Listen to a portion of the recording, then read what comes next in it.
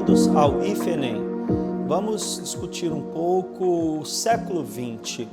A ideia é tentar justificar a expressão de um livro consagrado pela crítica, publicado em primeira edição em 1991, pelo historiador britânico Eric Hobsbawm, intitulado Era dos Extremos. É um ensaio acerca do século XX e a ideia, por hora, nossa aqui é fazer uma visão panorâmica, pensar, discutir uma visão geral do século XX que referende o título adotado pelo historiador britânico. Por que, então, era dos extremos? É a pergunta que tentaremos responder nessa pequena videoaula. O século XX apresentou, por exemplo, nos seus primeiros momentos, na sua primeira metade, as duas maiores guerras que a humanidade já se deparou. A chamada, mais tarde, Primeira Guerra Mundial, entre 1914 e 1918, e a Segunda Guerra Mundial, entre 1939 e 1945. Esse período, de 1914 a 1945, também foi chamado pelo Hobsbawm de Era das Catástrofes, e pensamos que de modo muito acertado. A Primeira Guerra, ou como era conhecida pelos europeus, a Grande Guerra, só para se ter uma ideia, envolveu, entre outros estados, 14 países europeus. E exatamente, para começar, os mais poderosos, mais populosos, mais ricos países da Europa, como o Império Alemão, na época o Império Austríaco, o Reino Unido, a França, o Reino de Itália, a Rússia, na Eurásia, claro, mas boa parte na Europa, o próprio Império Turco, né, que abarcava regiões europeias. Se pensamos na América, Estados Unidos, Canadá e Brasil participaram da guerra, os três maiores aqui da América. Na Ásia, Japão, Índia e China participaram da guerra. Também os três, né, mais relevantes em muitos aspectos estados da Ásia, mesmo que a Índia ainda não fosse independente, ela é arrastada pela sua metrópole, o Reino Unido, para esse confronto, o primeiro em escala mundial, que provocou, é estimado, né, não temos números exatos, evidentemente, 10 milhões de mortos. Nunca antes havia acontecido uma catástrofe nas relações internacionais com essa dimensão. Mas, 20 anos depois, praticamente, explodiria uma guerra infinitamente mais dramática, mais catastrófica, com acontecimentos que foram considerados, por exemplo, pela Hannah Arendt, como inenarráveis. A Segunda Guerra Mundial estima-se ter matado de 50 a 60 milhões de humanos, mas mais que essa tragédia, é preciso considerar as formas, né, que ultrapassam todos os limites do que até então era pensado como ética, os campos de extermínio organizados pela Alemanha nazista, os ataques a populações civis, né, como o conhecido ataque inglês à cidade alemã de Dresden, ou, claro, os ataques nucleares que colocam fim à Segunda Guerra Mundial, né, perpetrados pelos Estados Unidos da América nas cidades de Hiroshima e Nagasaki, matando dezenas de milhares de civis. Não é? Então, a Era dos Extremos começa efetivamente com uma guerra numa escala jamais vista, a Primeira Guerra Mundial. E nessa sua primeira metade termina com a maior guerra já perpetrada na história humana, a chamada Segunda Guerra Mundial. Nesse mesmo período, né, que nós chamamos aqui, referendando a expressão do Hobsbawm de Era das Catástrofes, nós temos o colapso do sistema econômico-financeiro no mundo.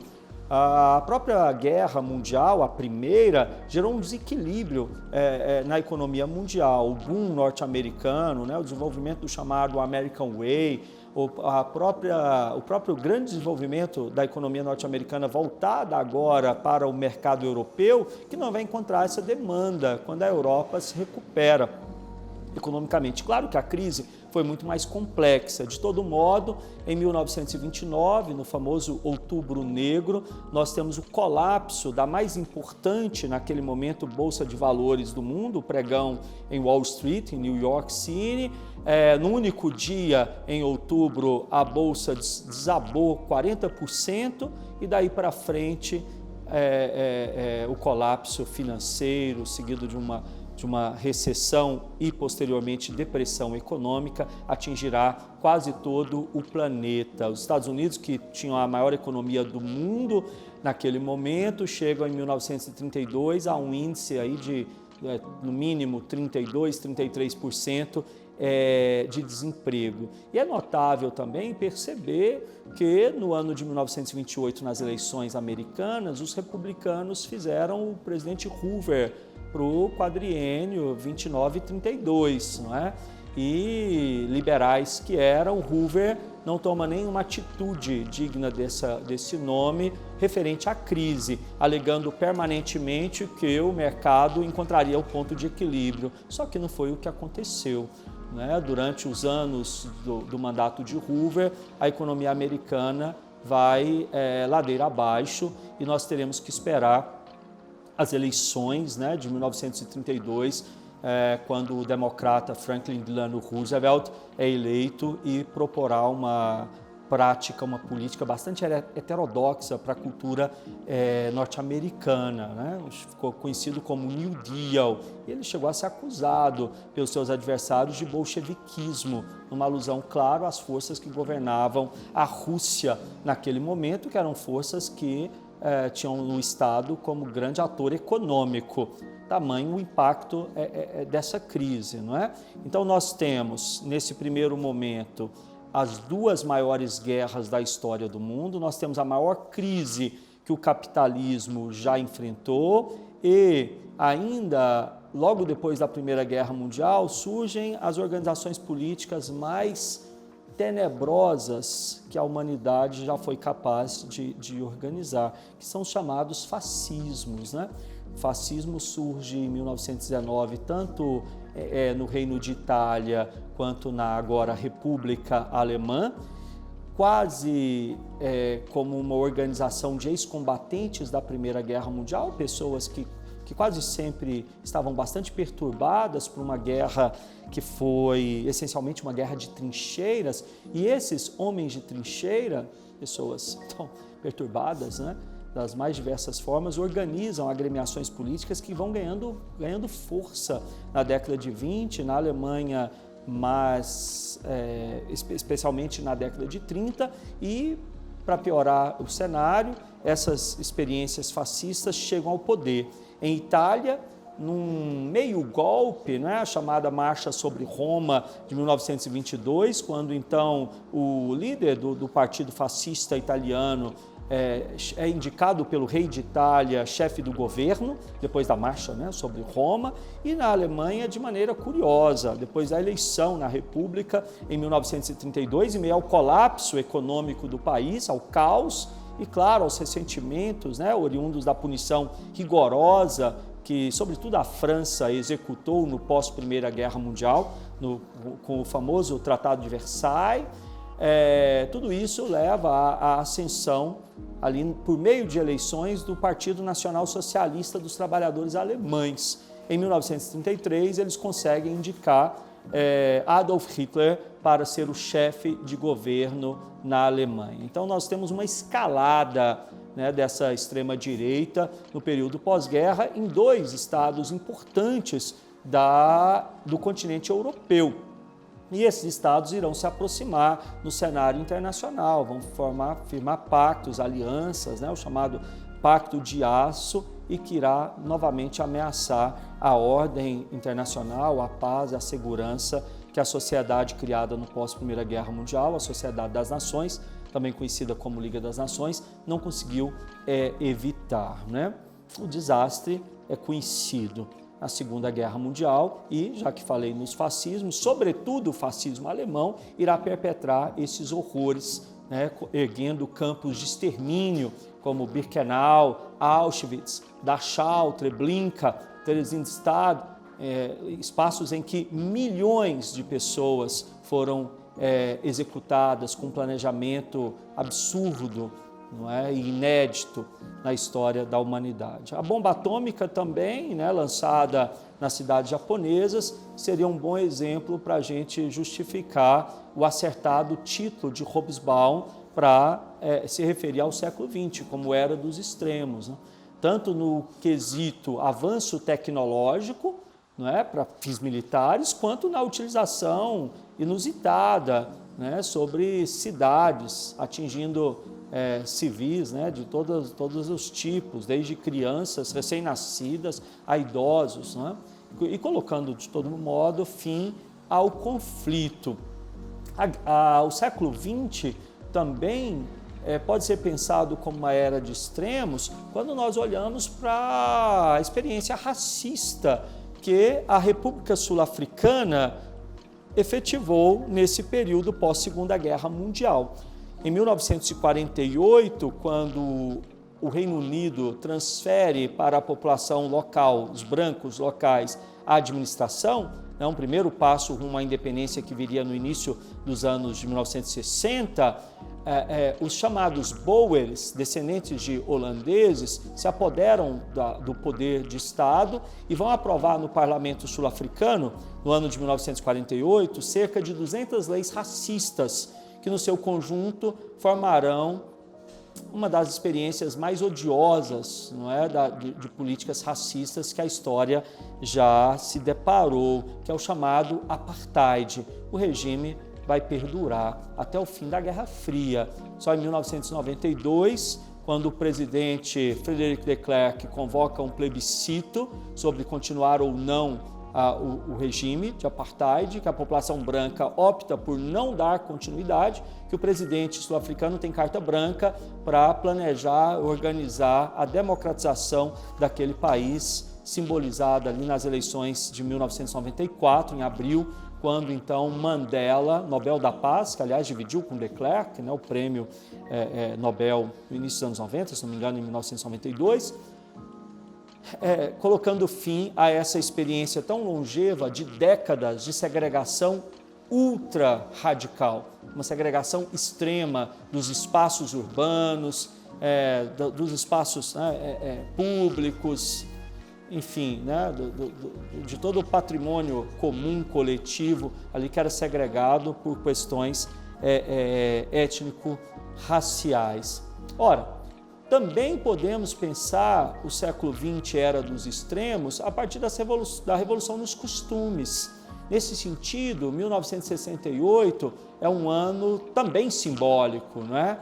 É o ano do emblemático Maio Parisiense, quando a juventude francesa se mostra radicalmente rebelde às formas tradicionais de moralidade, de costumes, de sexualidade e coloca em xeque os padrões até então construídos. Homossexualidade, bissexualidade, todas as outras formas até então impensadas de relacionamento sexual para aquela sociedade burguesa são colocadas no campo do debate político. O Woodstock, no ano seguinte, no Festival Americano no verão, em 1969, seria um exemplo mais lúdico dessas reivindicações francesas, claro que temperada pelo movimento pacifista, já que os Estados Unidos da América, nesse momento, estão vivendo o ápice, né, do seu envolvimento na inglória guerra do Vietnã, e os jovens americanos vão protestar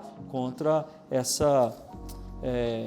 contra essa ação externa dos Estados Unidos, ao mesmo tempo em que estão fazendo essa revolução sexual, comportamental, estética, musical, também simbolizada pelo slogan máximo do movimento, que era Peace and Love, né? Faça amor, não faça guerra e coisas do gênero.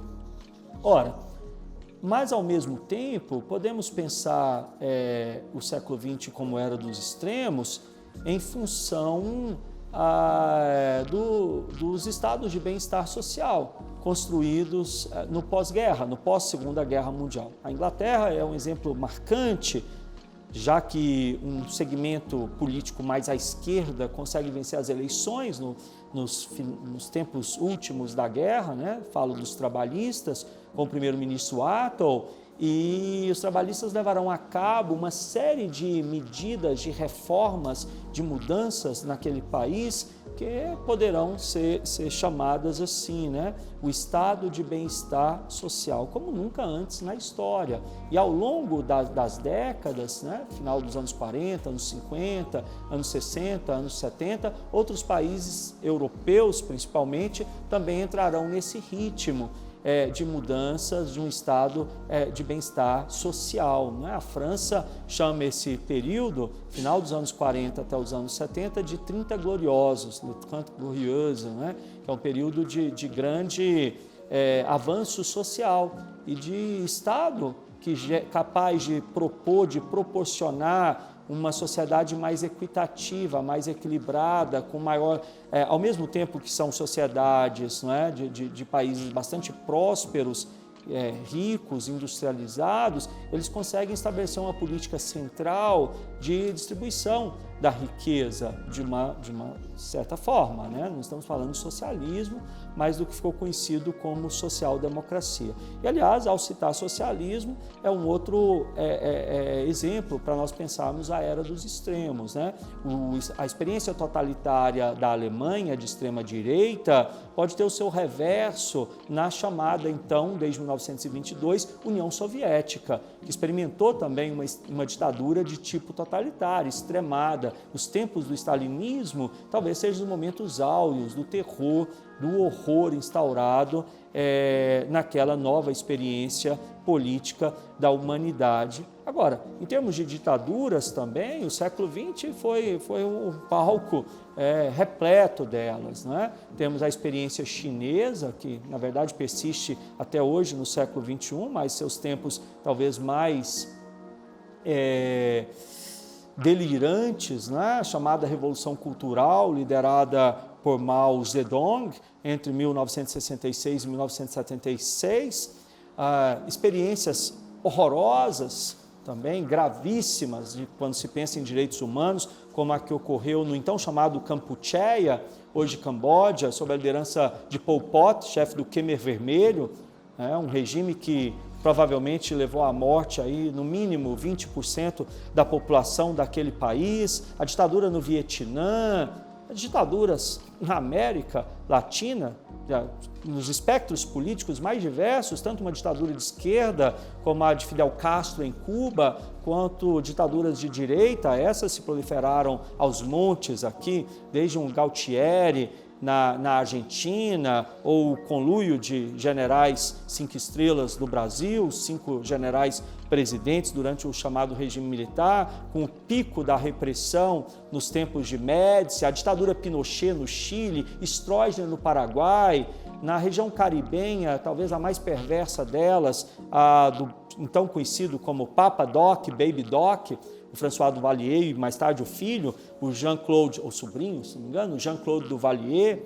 Enfim, tudo nos leva a referendar a expressão era dos extremos, quando nós olhamos do alto, nos distanciamos com o tempo e olhamos para trás, né, para o século que passou, o século XX, que ficou marcado com essa característica de uma época de extremos, seja pela experiência nazista, pelas experiências bélicas, pelas ditaduras, pelo racismo, pelas experiências totalitárias também, né, como disse, inéditas, pelo avanço tecnológico, exemplificado seja no campo militar, com a explosão das bombas, já citadas aqui, seja no homem chegando à Lua em 1969, em meio à disputa entre União Soviética e Estados Unidos, no que é conhecido como, enfim, a Guerra Fria, né? Vai ter essa corrida espacial e, ao mesmo tempo, a revolução nos costumes, como citado, ou a criação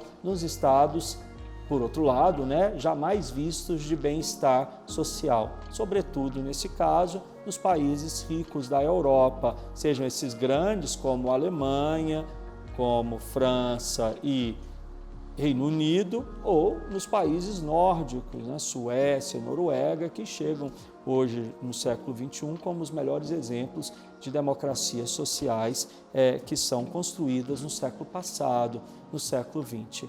Enfim, o século XX foi, por tudo isso, o século dos extremos, a era dos extremos. Obrigado.